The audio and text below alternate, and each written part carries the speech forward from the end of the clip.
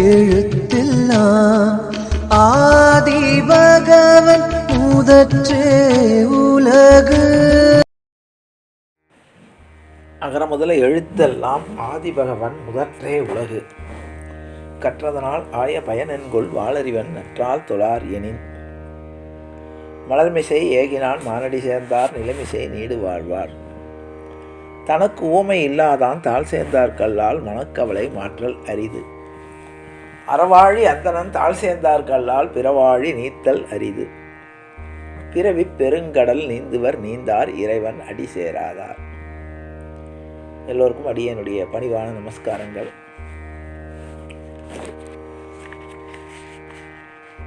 வான்மறை தந்த வள்ளுவ பெருந்தகையுடைய வாக்கிலே வந்த பொருட்பாலிலே அரசியல் என்ற தொகுதியில் 51வது அதிகாரமாகிய தெரிந்து தெளிதல். ஒரு விஷயத்தை தெரிந்து கொண்டு தெளிவு பெற்று அந்த காரியத்தை செய்ய வேண்டும்.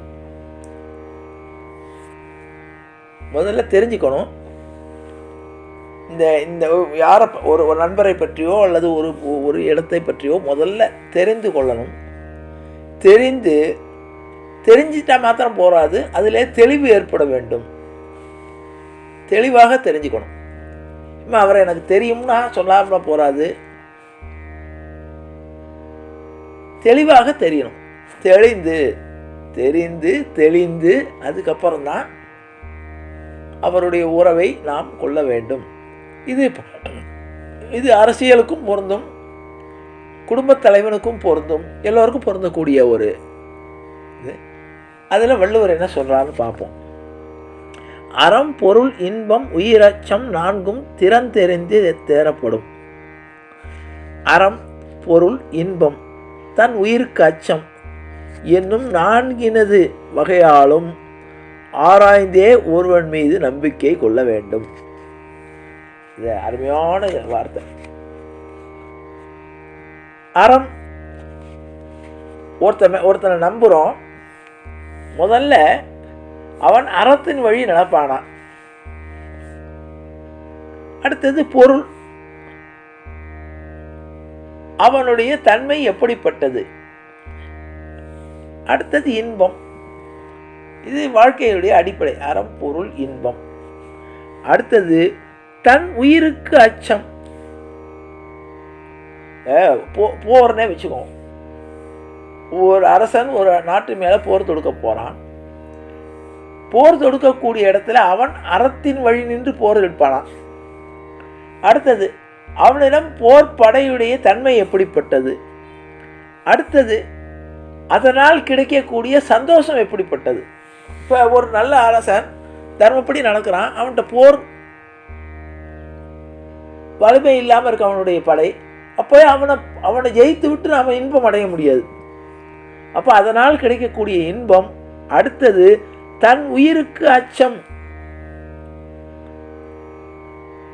அவன் போரிடும் போது அவன் உயிருக்கு பயந்து ஓடனான்னு வச்சுங்க. அப்போ புறமுதுகிட்டு ஓடக்கூடியவனை ஜெயிச்சாலும் பெருமை கிடையாது. அப்போ இந்த 4 வகையான நிலைகளையும் பார்த்து ஒருவன் மீது நம்பிக்கை கொள்ள வேண்டும். இதுக்கு ஒரு நடைமுறை உதாரணத்தை சொல்கிறேன். ஏன்னா போர் அரசன்கிறது காலம் மாறிட்டதுனால இப்போ நடைமுறை உள்ள ஒரு உதாரணத்தையே சொல்கிறேனே. ஏன்னா ஒருத்தன் மீது நம்பிக்கை வச்சுக்கணுங்கிறதுக்கு தெரிஞ்சு தெளிதல்ங்கிறதுல சொல்லும்போது, இப்போ ஒருத்தருக்கு கடனாக கொடுக்க போகிறோம் அல்லது உதவி பண்ண போகிறோம். முதல்ல அவன் தர்மத்தின்படி நடப்பானா. ஒரு கையெழுத்தே வாங்காமல் அவனுக்கு பணத்தை உதவி பண்ணுறோம்.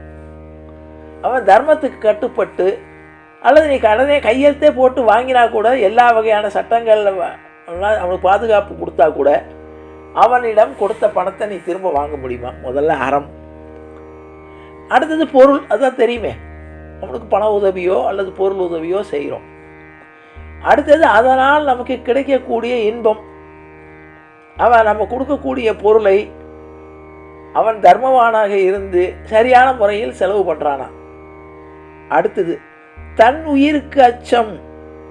இதான் நம்ம அவனுக்கு கடனை கொடுக்குறோம், உதவி பண்ணுறோம், கடைசியில் அவன் தன்னுடைய உயிரை காத்து கொண்டு தர்மத்தினுடைய வழியிலே பொருளை திருப்பி கொடுக்கணும்னு நினைக்கணும். இது நான் ஒரு நடைமுறை உதாரணத்துக்காக சொன்னேன், புரிகிறதுக்காக. அவன் கடனை வாங்கிக்கிட்டு அவன் பாட்டு தற்கொலை பண்ணிட்டு போயிட்டான்னா நமக்கு பணமும் போயிடும், நமக்கு அவனால் பல கஷ்டங்களும் வரும்.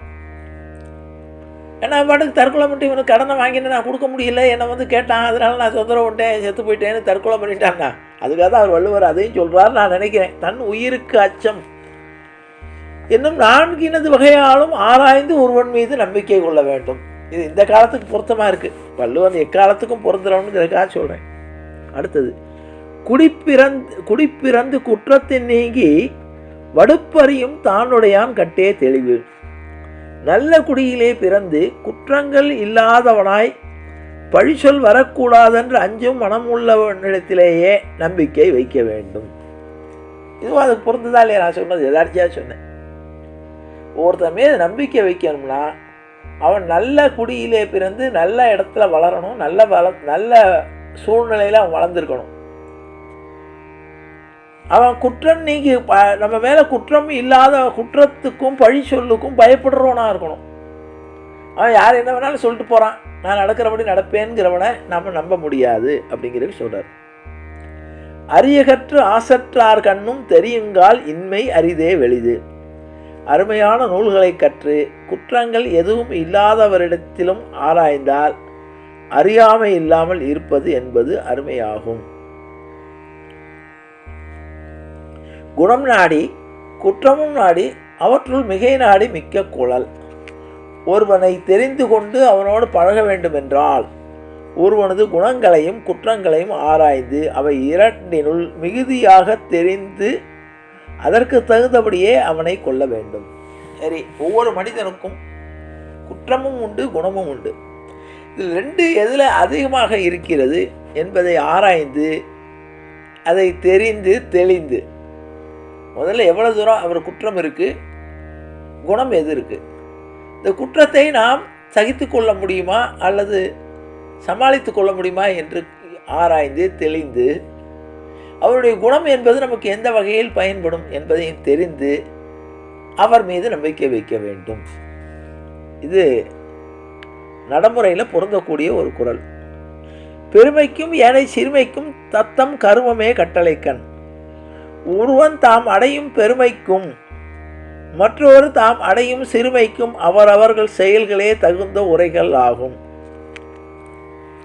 இப்போ ஒருத்தருக்கு பெருமை ஏற்படுகிறது அல்லது ஒரு குறைவு ஏற்படுகிறது என்றால் அதற்கு அவர்களுடைய செய்யக்கூடிய செயல்களே காரணமாகுமே தவிர அடுத்தவரை சொல்லக்கூடாது. எனக்கு அவர் இதை பண்ணிட்டார், நல்லது பண்ணிட்டார், கெட்டது பண்ணிட்டார்னு சொல்ல முடியாது. உன்னுடைய செயல்கள், அதுக்கு தான் அழகாக சொல்லுவார் பெங்களூரில் இதில் ஆங்கிலத்தில் சொல்லும்போது சொல்லுவார்கள், there is an action, there is a reaction. நீ செய்யக்கூடிய செயல் ஒவ்வொன்றுக்கும் ஒரு பிரதிபலிப்பாக ஒன்று நடக்கும். நீ நல்லதை செய்தால் உனக்கு நல்லது கிடைக்கும், கெட்டதை செய்தால் கெடுதல் கிடைக்கும். அடுத்தது, அற்றாரை தேர்தல் ஓம்புக மற்றவர் பற்றிலார் நானார் பழி. உலகப்பற்று இல்லாதவரை நம்ப வேண்டாம், அவர் பற்று இல்லாதவர், அதனால் பிறர்கோளும் பழிச்சொல்லுக்கு வெட்கப்பட மாட்டார்கள். உலகப்பற்று இல்லாதவர்கள்னு சொல்கிற இடத்துல இங்கே துறவிகள்னு நினச்சக்கூடாது. யார் என்ன பேசினாலும் சரி, எனக்கு உலகத்தை பற்றி கவலை இல்லை, நான் நடக்கிறபடி தான் நடப்பேன்னு நினைப்பவர்களை, அதாவது பழிக்கு அஞ்சாதவர்களை அல்லது கேலி பேச்சை காட்டி பொருட்படுத்தாதவர்களை, உலகப்பற்று இல்லாதவர்னா அதான். உலகம் நம்மளை பழிக்குமேன்னு நினச்சி அஞ்சக்கூடியவர்களாக இருக்கணும். அதை பற்றி எனக்கு கவலை இல்லை, யார் என்ன சொன்னால் என்ன, எனக்கு கவலை இல்லை, நான் நடக்கிறபடி தான் நடப்பேன் என்று இருக்கக்கூடியவர்களை நம்ப வேண்டாம். அடுத்தது, காதன்மை கந்தா அறிவார்த்தேற்றுதல் பேதமை எல்லாம் தரும். அறிய வேண்டியவைகளை அறியாத ஒருவரை துணையாக அன்புடைமை காரணமாக தேர்ந்து கொண்டால் எல்லாவற்றையும் அறியாமையும் அது தரும், எல்லா வகையான அறியாமையும் அது தரும். ஒருவன் அறியாமையாக இருக்கிறான், அதாவது அவருக்கு எந்த வகையான அறிவோ தெளிவோ கிடையாது. ஆனால் அவன் மீது நம்ம அன்பு கொண்டு அவனோடு உறவு கொண்டால் நமக்கு அறியாமை தான் பரிசாக கிடைக்கும். அதாவது அவனிடமிருந்து எந்த வகையான பலனும் கிடைக்காது. அதனால் நம்முடைய அறியாமை தான் பெருமை தவிர அவரிடமிருந்து அறிவார்ந்த அறிவுரைகளோ அல்லது நற்பயன்களோ கிடைக்காதுன்னு சொல்கிறார். தேரான் பிறனை தெளிந்தான் வழிமுறை தீரா இடும்பை தரும்.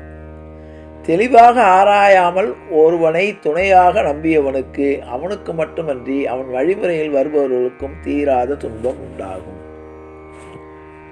அது ஒருவனை நம்பிக்கையாக ஒருவனை துணையாக அவனை நம்பி துணையாக சேர்த்து கொள்ள வேண்டுமென்றால் தெளிந்து அவன் எப்படிப்பட்டவன், அவனால் ஏற்படக்கூடிய சாதக பாதங்களை தெரிந்து கொண்டு சேர வேண்டும். இல்லாவிட்டால் உனக்கு மாத்திரமல்ல உன்னை சேர்ந்தவர்களுக்கும் துன்பம் தரும்ங்கிறார். தேரற்க யாரையும் தேராது தேர்ந்தபின் தேறுக தேரும் பொருள். ஆராயாமல் யாரையும் நம்புதல் வேண்டாம். ஆராய்ந்து நம்பியது பின் அவர் சொல்லும் பொருள்களை நல்லவையாகவே நம்புதல் வேண்டும். இதுவும் அருமையான வார்த்தை. ஒருவனை ஆராய்ந்து இவர் எப்படிப்பட்டவர், இவரால் குணம் நாடி குற்றமும் நாடின்னு சொல்கிறோமா இல்லையா, அதையெல்லாம் ஆராய்ந்து ஒருவரை நம்ப வேண்டும். நம்பிய பின்னால் எந்த வகையான சந்தேகம் என்ற அவர் சொல்லும் நல்ல பொருள்களை நல்லவையாகவே நம்புதல் வேண்டும். தேரான் தெளிவும் தெளிந்தான் கண் ஐயுறவும் தீராத இடும்பை தரும். ஒருவனை பற்றி ஆராயாமல் நம்புவதும் அப்படி ஆராய்ந்து நம்பிய விடத்தில் சந்தேகம் கொள்ளுவதும் தீராத துன்பத்தையே தரும். அப்ப ஒருவனை ஆராய்ந்து துணையாக கொள்ள வேண்டும். கொள்ளாவிட்ட அப்படி துணையாக கொண்டபின் அவனை மீது சந்தேகமோ அல்லது ஏற்பட்டால் அது நமக்கு தீராத துன்பத்தை தரும். ராமாயணத்திலையும் மகாபாரதத்திலையும் இதுக்கு உதாரணம் இருக்கு. ராமாயணத்தில் ஒரு உதாரணத்தை சொல்றேன்.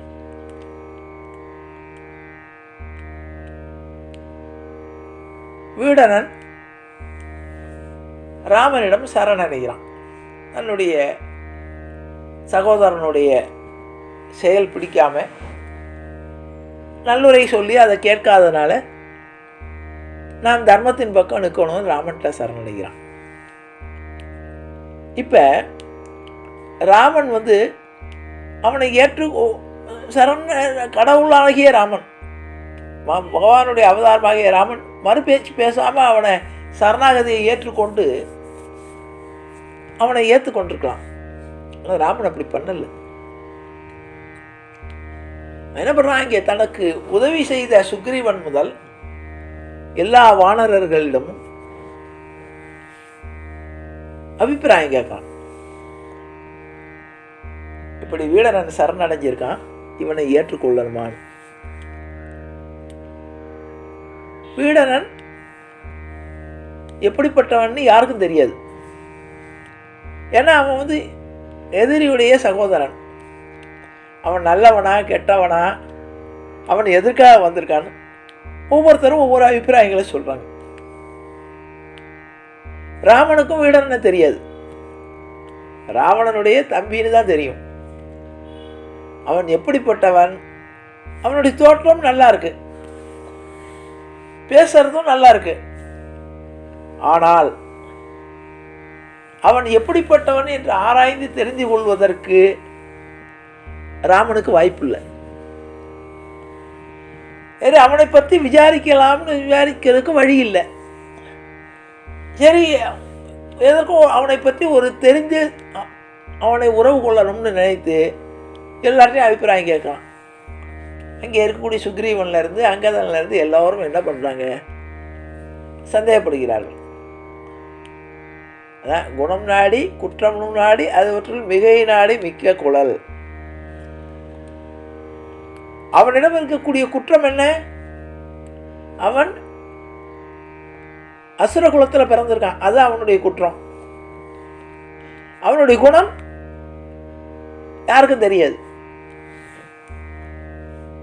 சரணடைஞ்சிருக்கான், வந்திருக்கான், என்ன சொன்னான், என்னுடைய சகோதரனுக்கு நான் புத்தி சொன்னேன், கேட்கல, ஆகவே நான் உங்களிடம் சேர்ந்து விட்டேன்.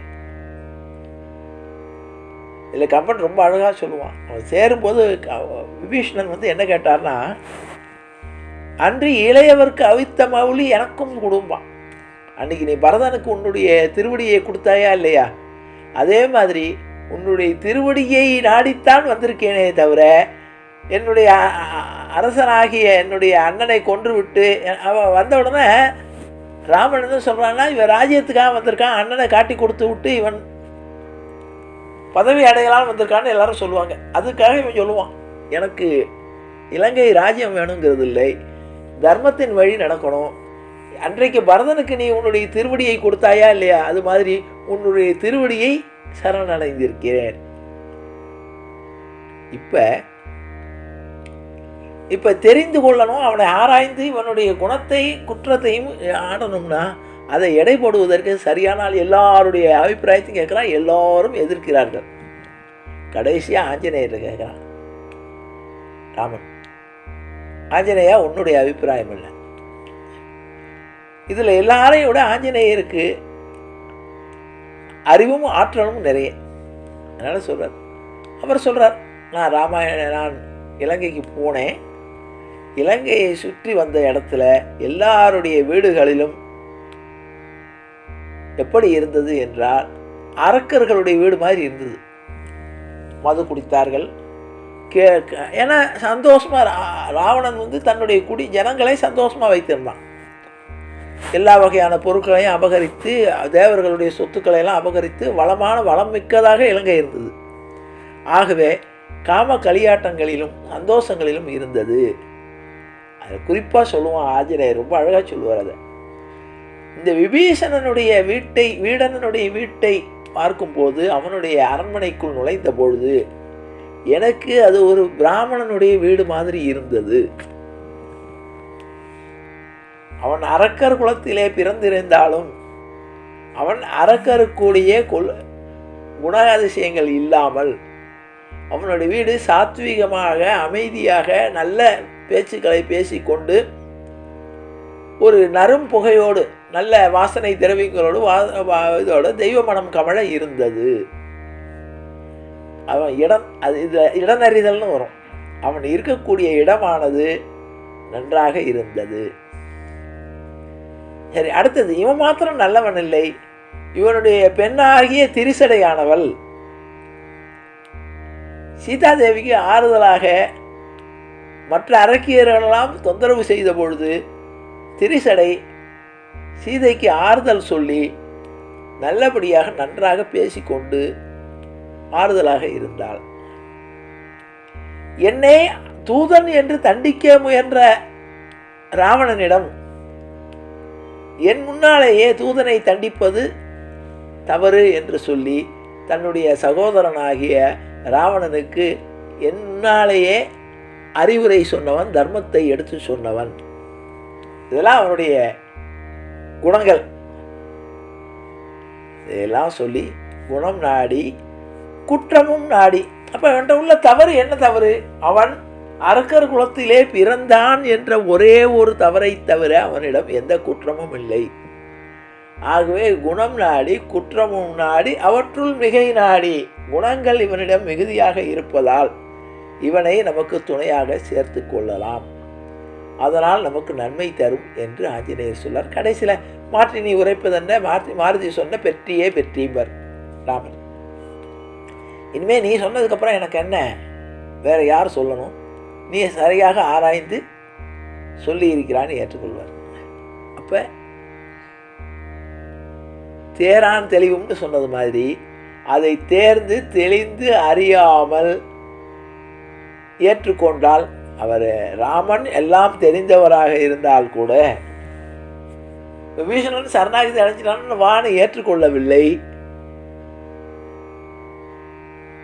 இல்லை, நீ எதிர்முகாமில் இருந்து வந்திருக்க, உன்னை நம்ப முடியாது என்று அவனை தவிர்க்கவும் இல்லை. அப்போ ஆராய்ந்து, அதான் தெரிந்து தெளிதல். தானாகவும் ஒரு கருத்தை கொண்டு சுற்றி இருப்பவர்களிடம் அந்த கருத்தை அபிப்பிராயத்தை கேட்டு தெளிவடைந்து அப்புறம் என்னைக்கு நம்பி விட்டாரோ அதையும் பார்க்கணும். அந்த விபீஷணனை நம்பி அவனுடைய குணம் நாடி குற்றம் நாடி ஏற்றுக்கொண்டதுக்கப்புறம் அவனை முழுமையாக நம்பினார். ஆகவே பல இடையூறான காலங்களில் ராமருக்கு உதவி செய்து வீடணன் அந்த ராவணன் செய்யக்கூடிய செயல்களுக்கெல்லாம் இதெல்லாம் இது மாயமான காரியம், இது உண்மை இல்லை என்று அவன் வீடணன் பல நேரங்களில் ராமனுக்கும் வானரப்படைக்கும் உதவியாக இருந்தான். அதே மாதிரி நாகபானத்தில் எல்லாரும் மயங்கின உடனே இதுக்கு மருந்து எங்கே இருக்குன்னு உடனே சஞ்சீவி பருவத்தில் அந்த சஞ்சீவி மலை இருக்குது, அங்கே இருக்குது, அதில் கொண்டு வரணும்னு சொல்லி ஆஞ்சநேயரை அனுப்பி எல்லாருக்கும் உயிர் கொடுக்கலாம். அதைத்தான் வள்ளுவர் அழகாக சொல்றார். மகாபாரதத்தில் ஒரு இதுக்கு உதாரணம் இருக்கு, தெளிந்து தெரிதல்ங்கிறது. கர்ணன் போர் இது ஒரு பயிற்சி நடக்குது, போட்டி நடக்கிறது. பாண்டவர்கள் எல்லாம் தன்னுடைய குருகுலத்தை முடித்து விட்டு வந்தவுடனே எல்லாரும் அவரவர்களுடைய திறமையை காட்டுகிறார்கள். அர்ஜுனன் தன்னுடைய வில்லாற்றலை காட்டுகிறான். எல்லா சபையெல்லாம் சந்தோஷமா இருக்கு. அந்த இடத்துல சபையிலே சந்தோஷமான இடத்துல அப்பொழுது எல்லாரும் சொல்கிறாங்க, அர்ஜுனனை வெல்வதற்கு யாரும் இல்லை, வில்வித்தையில் அர்ஜுனனை வரை யாரும் கெட்டிக்காரன் இல்லை டிக்ளேர் பண்ணுறாங்க. வில்லுக்கு விஜயன் அப்படின்னு துரோணர். அப்பொழுது ஒரு குரல் வருது, கர்ணன் அர்ஜுனனுடைய வில்லாற்றலுக்கு சமமாக என்னாலும் வில்வித்தையை காட்ட முடியும், அஸ்திர பிரயோகம் பண்ண முடியும்னு அதே மாதிரி தன்னுடைய பிரயோகத்தை காட்டுகிறான். இந்த இடத்துல நான் கொஞ்ச நேரத்துக்கு முன்னால் போன அதிகாரத்தில் வந்து இடம் அறிதல்னு வந்ததுல அது இந்த இடத்துக்கும் பொருந்தும். ஏன்னா கர்ணன் வில்வித்தையில் கெட்டிக்காரனாக இருந்தால் கூட அவன் ஒரு தேரோட்டியுடைய மகன். ஆகவே அவன் திறமையானவனாக இருந்தால் கூட அவனுக்கு அந்த இடத்தில் அங்கீகாரம் கிடைக்காது.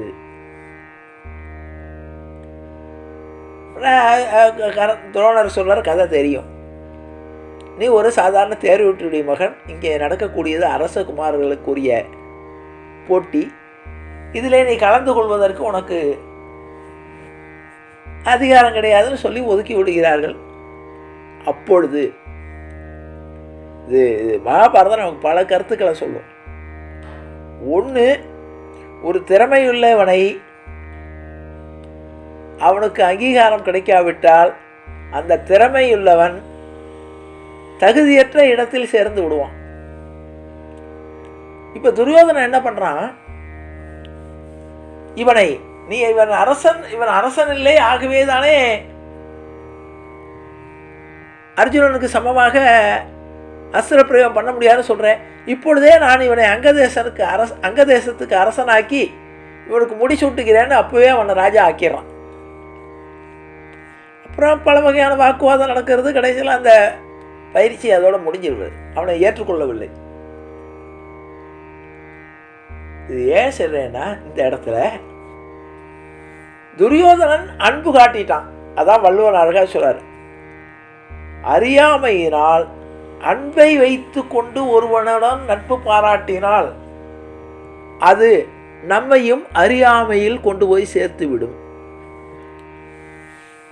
இப்ப துரியோதனனுடைய அன்பை நினைத்து கொண்டு அவன் தகுதியானவனா அல்லது அவனுடைய குணம் என்ன என்பதை குணம் நாடி குற்றமும் நாடி நாடல. எனக்கு அங்கீகாரம் இல்லாமல் இருந்தது, இந்த சபையிலே எனக்கு அங்கீகாரம் கொடுத்து விட்டான், என் மீது அன்பு உள்ளவனா இருக்கான்னு அவனோடு சேர்ந்து தர்மத்தின் வழி தர்மமெல்லாம் உணர்ந்த அந்த கர்ணனானவன் இவனுடைய செயல்களில் அறியாமையினால் இவனுடைய செயலுக்கு துணை நின்று போர் வீரனாக இருந்தால் கூட தன்னுடைய வீரம் செல்லுபடியாகாமல் போர்க்களத்திலே மாண்டான், அதர்மத்துக்கு துணை நின்றான். எத்தான் வள்ளுவர் அழகா சொல்றார், எந்த உறவுகளை ஏற்றுக்கொண்டாலும் இதில் அறம் பொருள் இன்பம் உயிரச்சம்னார். முதல்ல தர்மத்தின் வழியில் உள்ளவனா நமக்கு ஒருவன் நாம் சேரக்கூடிய இடம் அல்லது நாம் உதவக்கூடியது, ஒருவனை உறவாக கொள்ள வேண்டும் என்றாலும் சரி, அவனுக்கு உதவி செய்ய வேண்டும் என்றாலும் சரி, முதல்ல அவன் தர்மத்தின் வழி நடப்பவனா, உறவுகளின் மீதும் உணர்வுகளின் மீதும் பற்று உள்ளவனா, அறம் பொருள். அடுத்தது இன்பம். நாம் செய்யக்கூடிய உதவியோ அல்லது அவனிடமிருந்து நாம் பெறக்கூடிய உதவியோ இன்பம் கொடுக்கக்கூடியதாக இருக்கிறதா? நம்ம ஒரு உதாரணத்துக்கு உங்களுக்கு சாதாரணமாக புரியதுக்காக சொல்கிறேன். ஒருத்தனுக்கு உதவி பண்ணுறோம், அதை வாங்கி கொண்டு அவன் போய் சாராய கடையில் போய் மது அருந்தினான் என்றால் அது அவனுக்கும் இன்பம் தராது, கொடுத்தவனுக்கும் இன்பம் தராது. ஆனால் உதவி தான் பண்ணியிருக்கோம், பணம் கொடுத்துருக்கோம், அன்பால் தான் கொடுத்துருக்கோம். ஆனால் அதை வாங்கி கொண்டு அவன் பயன்படுத்துறது தவறான வழியில் பயன்படுத்தினான் என்றால் அதுவும் இல்லை. இன்னும் உயிருக்கு அச்சம். இதுக்கு உயிருக்கு அச்சம்ங்கிறது ஏன் வள்ளுவர் இது எதுக்காக சொல்கிறாருன்னா, இன்றைக்கி அது பொருந்தும். நாம் உயிர் வாழ வேண்டும், காசை வாங்கியாச்சு, இவன்ட்டு கடனை வாங்கிட்டு தற்கொலை பண்ணிட்டு போயிட்டானா? ஆகவே இது எல்லாவற்றையும் ஆராய்ந்து ஒருவனுக்கு உதவி செய்ய வேண்டும். இது எல்லாவற்றையும் ஆராய்ந்து ஒருவனிடம் உறவு கொள்ள வேண்டும். அதான் தெரிந்து தெளிதல். எல்லா வகையான சூழ்நிலைகளையும் தெரிந்து கொண்டு அவன் எப்படிப்பட்டவன், தர்மத்தின் வழி நடப்பவனா, அவனுக்கு உதவுதல் நமக்கும் அவனுக்கும் இன்பம் கொடுக்குமா, அவன் பற்றுள்ளவனாக இருப்பானா, பற்றுனா நன்றி பாசம்னு கூட சொல்லிக்கலாம். அப்படி ஒருவனை ஆராய்ந்து தெரிந்து நாம் செயல்பட வேண்டும். தெரிந்து தெளிந்து செயல்பட வேண்டும். அப்படி செயல்பட்டால் அந்த உறவும் உணர்வும் நிலைக்கும் என்பதை வள்ளுவ பெருந்தகை அழகாக இந்த அதிகாரத்திலே சொல்லுகிறார் என்ற அளவிலே நிறைவு செய்கிறேன். ஜானகி காந்த ஸ்மரணே. ஜெய் ஜெய ராமராம். சத்குரு மகாராஜ் கி ஜெய். ஆஞ்சநேய மூர்த்தி கி ஜெய். அறியாத பிள்ளைகளும் அன்பினால் உந்தன்னை சிறுபேரழைத்தனம் சீறி அருளாதே. இறைவா நீதாராய் பறையேலோரம்பாவாய் எற்றைக்கும் ஏழையில் பிறவிக்கும் உந்தன்னோடு உற்றுவோமே ஆவும் உனக்கே நாம் ஆட்சியோம் மற்றையினம் காமங்கள் மாற்றேலோரம்பாவாய். செங்கன் திருமுகத்து செல்வத் திருமாலால் எங்கும் திருவருள் பற்றி நுண்புறம்பாவாய். ஹரே ராம ராம ராம ஹரே ஹரே, ஹரே கிருஷ்ண கிருஷ்ண கிருஷ்ண ஹரே ஹரே.